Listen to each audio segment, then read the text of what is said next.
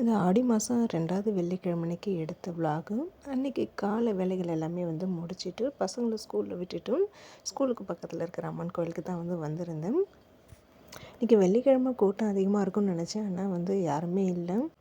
இந்த கோயிலுக்கு டெய்லியுமே வந்து வருவாங்க. ஆனால் இந்த கோயிலில் வந்து எந்த டைமில் வந்து பூஜை பண்ணுறாங்க, எப்போ ஓப்பன் பண்ணுறாங்கன்னு வந்து ஆனால் எனக்கு தெரியாது. அப்புறம் என்னோடய ஃப்ரெண்டு அப்புறம் இன்னும் 2 பேர் கூட வந்து சொல்லியிருந்தாங்க. இதுமாரி வந்து கோயில் வந்து பூட்டியிருக்கும்போது சுவாமி தரிசனம் வந்து பண்ணக்கூடாதுன்னு வந்து சொல்லியிருந்தாங்க. அது உண்மையா அப்படிங்கிறத வந்து தெரிஞ்சவங்க சொல்லுங்கள். எதனால் அப்படிங்கிறதும் வந்து சொல்லுங்கள். ஆனால் எனக்கு அதில் வந்து உடன்பாடு இல்லை. நான் வந்து டெய்லியுமே கோயிலுக்கு வந்து சுவாமி தரிசனம் பண்ணிட்டு போவேன்.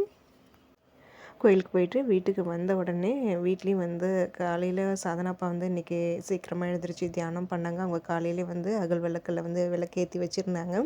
அவங்க சீக்கிரம் எழுந்திரிச்சதுனால நான் எப்போதும் போல் அந்த டைமுக்கு எழுந்திரிச்சு இன்றைக்கி வெள்ளிக்கிழமைக்கிறனால காலையிலே குளிச்சுட்டு அதுக்கப்புறமா தான் சமையல் வேலையை வந்து ஸ்டார்ட் பண்ணேன். இன்றைக்கி சமையலும் ரொம்ப சிம்பிளாக தான் வந்து பண்ணியிருந்தேன். கத்திரிக்காய் வத்தெல்லாம் போட்டு பருப்பு குழம்பு வந்து வச்சுட்டு அப்பளம் இருந்தது பொரிச்சு வச்சுட்டேன். காய்கறிகள்லாம் ரொம்ப எதுவும் இல்லை, அதனால் ரொம்ப சிம்பிளாக வந்து வேலை முடிஞ்சிச்சு. சமையல் வேலை ரொம்ப சிம்பிளாக இருக்கிறதுனால சமையல் செஞ்சுக்கிட்டு கீழே திருவாசல் வேலையை வந்து பண்ணேன். நான் கோயிலுக்கெல்லாம் போயிட்டு வந்ததுக்கப்புறமா தான் நான் பூஜை அறையில் விளக்கேற்றி சுவாமி கும்பிட்டேன். இன்றைக்கி டிஃபன்லாம் எதுவும் வந்து கிடையாதுங்க. 2 வேளையுமே வந்து சாப்பாடு தான். அது பருப்பு வேக வைக்கும்போது கொஞ்சம் சேர்த்து வேக வச்சுட்டு பசங்க வந்து பருப்பு சாதம் சாப்பிட்டுட்டு குழம்பு கிளறி கொடுத்துட்டு எடுத்துகிட்டு போயிட்டாங்க. எனக்கு இப்போ சாப்பிடணும் போல் இல்லை. கெஸ்ட்டு வேறு வர்றதா வந்து ஃபோன் பண்ணியிருந்தாங்க, வந்துட்டுருக்குறாங்க. சரி அவங்க வரத்துக்குள்ளே வந்து நம்ம சுவாமி கும்பிட்டுட்டு அதுக்கப்புறமா வந்து பஜ்ஜி போடலான்ட்டு பிளான் பண்ணியிருக்கிறேன். காலையிலே வந்து ஃபோன் பண்ணிட்டாங்க. யார் வராங்கன்னா, என்னுடைய பெரியம்மா பொண்ணு, என்னுடைய அக்கா அக்காவும் மாமாவும் வந்து வராங்க. அவங்களுடைய 2வது பையனுக்கு வந்து கல்யாணம். அது பத்திரிக்கை வைக்க தான் வந்து வராங்க. அவங்க நைட்டே வந்து வந்துட்டாங்க. இன்னொரு அக்கா பையன் வந்து இங்கே சென்னையில் இருக்கிறாங்க. அங்கே ஸ்டே பண்ணிட்டாங்க. அதனால் அங்கே காலை டிஃபனை முடிச்சுட்டு தான் வந்து வரேன்னு சொல்லிட்டாங்க. அதனால் வந்ததுமே சரி ரொம்ப நாள் கழிச்சு வராங்க அப்படிங்கிறனால நான் பஜ்ஜி போடலான்ட்டு பிளான் பண்ணிட்டேன். நான் பூஜையை முடித்து பஜ்ஜி போட்டுட்டு இருக்கும்போதே வந்து கரெக்டாக அவங்களும் வந்துட்டாங்க. வந்ததுமே கொஞ்சம் நேரம் ஒரு 1/2 மணி நேரம் போல் வந்து இருந்தாங்க. பஜ்ஜி போட்டது கூட ரொம்ப சாப்பிட்லங்க. எண்ணெய் பலகாரம் ட்ராவலிங் போயிட்டுருக்கனால ரொம்ப வேணாம் அப்படின்னு சொல்லிட்டு ஆளுக்கு சும்மா 2 2 எடுத்துக்கிட்டு அப்புறம் காஃபி போட்டு கொடுத்தேன். குடிச்சிட்டு அப்புறம் பத்திரிக்கைலாம் வச்சு கொடுத்துட்டு அப்புறம் கிளம்பிட்டாங்க. அவங்க போனதுக்கப்புறம் எனக்கு என்னமோ சாப்பிடணும் போல இல்லைங்க. அந்த 2 பஜ்ஜி இருந்தது சாப்பிட்டேன்.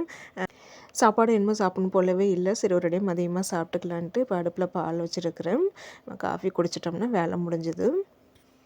பத்திரிக்கை வைக்கும்போது அந்த கூட பூ வச்சு கொடுப்பாங்க இல்லைங்களா, அந்த பூ தான் வந்து இருந்தது. நான் அப்புறமா வச்சுக்கலான்னு நினச்சிட்டு இருந்தேன். அப்புறம் மறந்து போயிடும், காஞ்சி போயிடுங்கிறனால அங்கே போன உடனே கையோட அந்த பூவும் வச்சுக்கிட்டேன். நம்மளோட வீடு எப்போதுமே காலை டைமில் வந்து நீட்டாக தாங்க வந்து இருக்கும். நான் சமையல் வேலை முடிச்சு கையிடவே வந்து ஒவ்வொரு நாளைக்கு சாதனை அந்த பெட்ரூம்லாம் சரி பண்ணி கொடுத்துருவா, சோஃபா கவர் போட்டுடுவேன். சில சமயம் நான் வந்து பண்ணுவேன். அன்றைக்கி வந்து பார்த்திங்கன்னா நான் தான் வந்து பண்ணியிருந்தேன். கடகடன்னு எல்லா வேலையும் முடிச்சுட்டு, ஏன்னா கெஸ்ட்டு வேறு வராங்க இல்லைங்களா, அதனால் வீடு பார்க்க கொஞ்சமாவது நீட்டாக இருக்கணுமேங்கிறனால எப்போதும் போல் ரெகுலர் வேலை தான் அதெல்லாம் வந்து பண்ணிட்டு தான் அதுக்கப்புறமா ஸ்கூலில் பசங்களை கொண்டு போய் விட்டுட்டு வந்தேன். பஜ்ஜி மாவு இன்னும் கொஞ்சம் இருக்குது. சரி அது மதியமாக சாப்பிடும்போது சூடாக பஜ்ஜி போட்டுக்கலான்ட்டு வந்து இருக்கிறேன். நேற்று விலாகில் வந்து இந்த வெள்ளிக்கிழமைக்கான அந்த க்ளீனிங்லாம் வந்து நான் முதல் நாளே வந்து பண்ணிவிடுவேன் இல்லைங்களா, அதை தான் வந்து நான் ஷேர் பண்ணியிருந்தேன். இதை அடுத்த நாள் வெள்ளிக்கிழமை எடுத்த விலாகு. அந்த விலாகு ரொம்ப சிம்பிளாக தான் வந்து எடுத்திருந்தேன். அதுக்கப்புறம் வீடியோஸ் ரொம்ப வந்து எடுக்கலை. இன்றைக்கி இந்த விலாக் ரொம்ப சிம்பிளாக தான் இருக்கும். டைமிங்கும் ரொம்ப கம்மி தான். இது நேற்று விலாக்லேயே வந்து நம்ம ஆட் பண்ணியிருந்துருக்கலாம். அதை ஆட் பண்ணி எடிட் பண்ணால் வந்து வீடியோ வந்து ஒரு 20 நிமிஷத்துக்கு மேலே வந்து வரும். அதை நம்ம என்ன தான் வீடியோ வந்து கஷ்டப்பட்டு எடிட் பண்ணி வந்து போட்டாலுமே வந்து சில பேர் வந்து ஸ்கிப் பண்ணிட்டு தான் வந்து பார்க்குறீங்க. நிறைய பேர் வந்து ஸ்கிப் பண்ணாமலும் வந்து பார்க்குறீங்க. ஸ்கிப் பண்ணாமல் பார்க்குறவங்களுக்கு ரொம்ப ரொம்ப தேங்க்ஸ். ஸ்கிப் பண்ணிவிட்டு பார்க்குறதுனால அது டைமிங் அந்த டூரேஷன் பார்த்திங்கன்னா 5 நிமிஷம் 4 நிமிஷம் அதுமாரி தான் வந்து காமிக்குது. அதுக்கு எதுக்கு வந்து கஷ்டப்பட்டு வந்து நம்ம அவ்வளோ டைமிங்க்கு வந்து எடிட் பண்ணி ஷேர் பண்ணணுமே, அதை 2 விலாகாக வந்து ஷேர் பண்ணிடலாமேட்டு தான் நான் எப்போதுமே இப்படி தான் வந்து நான் பண்ணுவேன். விலாக் ரொம்ப லென்த்தியாக இருந்ததுன்னா அது 2 நாளாக தான் வந்து நான் போடுவேன் அந்த விலாகை. டெய்லி வீடியோ ஷேர் பண்ண மாதிரி வந்து இருக்கும். ஏன்னா நிறைய சிஸ்டர் வந்து டெய்லி லாங் வீடியோ போடுங்கன்னு சொல்லி கேட்குறீங்க. அதனால தான் நான் இப்படி வந்து பண்ணுறேன். காஃபி குடிச்சிட்டு அப்புறம் பூஜை ஷெல்ஃபில் வந்து இந்த குத்து விளக்கு மட்டும் வந்து அதை அணைய வச்சுட்டு இந்த காமாட்சி அம்மன் விளக்கு மட்டும் கொஞ்சம் சின்னதாக எரியிற மாரி வந்து வச்சுருக்கிறேன்.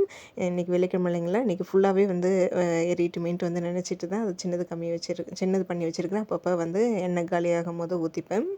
அது பண்ணிவிட்டு அதுக்கப்புறம் பத்திரிக்கை வச்சது இப்போ தான் வந்து எடுத்து பார்த்துட்ருந்தேன்.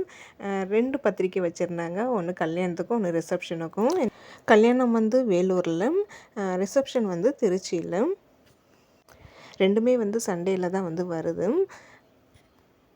அதில் அந்த ரிசப்ஷன் பத்திரிக்கை வந்து கொஞ்சம் டிஃப்ரெண்ட்டாக நல்லா இருந்ததுங்க. அது எனக்கு ரொம்ப பிடிச்சிருந்தது. அக்கா பையன் வந்து பார்த்திங்கன்னா டாக்டர் தான். கவர்மெண்ட் ஹாஸ்பிட்டலில் வந்து ஒர்க் பண்ணிகிட்ருக்குறாங்க.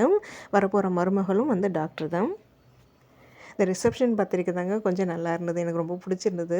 நம்ம உள்ள அந்த கார்டை வந்து இழுக்கும்போது அந்த மாப்பிள்ளையும் பொண்ணும் கை கோக்குற மாரி ரொம்ப நல்லா இருந்தது பார்க்கும்போது. பத்திரிக்கையை வந்து பார்த்துட்டு அதுக்கப்புறம் அதெல்லாம் எடுத்து வச்சுட்டு அன்றைக்கி உள்ள விலாகு ஷேர் பண்ணுறது எடிட் பண்ணி ஷேர் பண்ணிவிட்டு அதுக்கப்புறம் ரொம்ப பெருசாக வீடியோஸ் அன்றைக்கி நான் வந்து எடுக்கலை. அதுக்கப்புறம் ஒரு சிஸ்டர் கூட வந்து கமெண்ட் பண்ணியிருந்தாங்க. இந்த நெல்லிக்காய் கருவேப்பிலை ஜூஸ் எப்படி போடுறீங்கன்னு வந்து கேட்டிருந்தாங்க. அது அவங்களுக்காக அது லைட்டாக ஓரலாக வந்து நான் ஷேர் பண்ணியிருக்கிறேன். இந்த கருவேப்பிலை ஜூஸ் போடுறத வந்து ஃபுல்லாகவே வீடியோ எடுத்திருந்தேன். என்னுடைய ஃபோனில் வந்து வீடியோஸ் வந்து நிறைய எடுக்க முடியாது, ஸ்பேஸ் பத்தாது. அதனால் வந்து பழைய வீடியோஸ்லாம் வந்து போட்டதெல்லாம் இருந்ததுன்னா அதை டெலீட் பண்ணுவேன். அதை டெலீட் பண்ணும்போது அதில் வந்து அந்த ஜூஸ் அரைக்கிறத மட்டும் வந்து டெலீட் ஆகிடுச்சாட்டுக்கு. சரி இருந்தாலும் நம்ம அதை ஓரலாக சொல்லிடலாமேன்ட்டு நான் அதிலே வந்து நான் ஷேர் பண்ணியிருக்கிறேன். கருவேப்பிலை நெல்லிக்காய் ஜூஸ் வந்து நான் வாரத்தில் வந்து மேக்ஸிமம் 2 இல்லை 3 நாளாவது வந்து போட்டுடுவேன். மிக்ஸி ஜாரில் வந்து நல்லா ஒரு கைப்பிடி அளவு நல்லா ஃப்ரெஷ்ஷான கருவேப்பிலை நல்லா அலசிட்டு அதில் வந்து சேர்த்துக்கிறது. அது கூடவே பெரிய நெல்லிக்காய் இருந்தால் 2, சின்னதாக இருந்தால் 3 நெல்லிக்காய் வந்து சேர்த்து கொஞ்சம் தண்ணி சேர்த்து நல்லா மைய அரைச்சி இதுமாரி வடிகட்டி எடுத்துப்பேன். இது அப்படியே வந்து பச்சையாக வந்து அரைச்சிட்டு குடிக்கிறது தான் ஹேர் ஃபால் ஆகிறதெல்லாம் கண்ட்ரோல் ஆகும். ஹேர் க்ரோத்தும் நல்லா இருக்குது. சாதனாக்கு வந்து அது நல்லாவே எஃபெக்ட் தெரியுது. இது பச்சை அப்படியே குடிக்கிறது கொஞ்சம் கஷ்டமாக தான் இருக்குது. இருந்தாலும் நான் வந்து அதில் ஒரு பிஞ்சு சால்ட் வந்து சேர்த்துப்பேன். அது சேர்த்துட்டு குடிக்கும்போது அந்தளவுக்கு பெருசாக ஒன்றும் தெரியல. கருவேப்பிலை ஜூஸு இன்னொரு மெத்தட்லேயும் வந்து நான் பண்ணுவேன். ஜூஸுன்னு சொல்ல முடியாது, கருவேப்பிலை தண்ணின்னு வந்து சொல்லலாம் அது. முதல் நாளே வந்து நல்ல ஒரு பெரிய கிளாஸ் தண்ணியில் வந்து நல்ல ஒரு கைப்பிடி அளவு கருவேப்பிலையை வந்து நல்லா கிள்ளிட்டு ஊற வச்சுருவேன். அதுக்கு அடுத்த நாள் காலையில் அது பாதி ஆகிற அளவுக்கு நல்லா கொதிக்க வச்சு வடிகட்டிட்டு குடிச்சிக்கிறது. அதுமாரியும் வந்து பண்ணலாம். நான் இப்படியும் வந்து ஒரு சில சமயம் பண்ணுவேன், அந்தமாரியும் வந்து பண்ணுவேன். கண்டிப்பாக நீங்களும் இந்த டிப்ஸை ஃபாலோ பண்ணி பாருங்கள். ஒரு சிஸ்டர் வந்து கேட்டிருந்தாங்க, அவங்களுக்காக தான் நான் இதில் ஷேர் பண்ணியிருக்கிறேன்.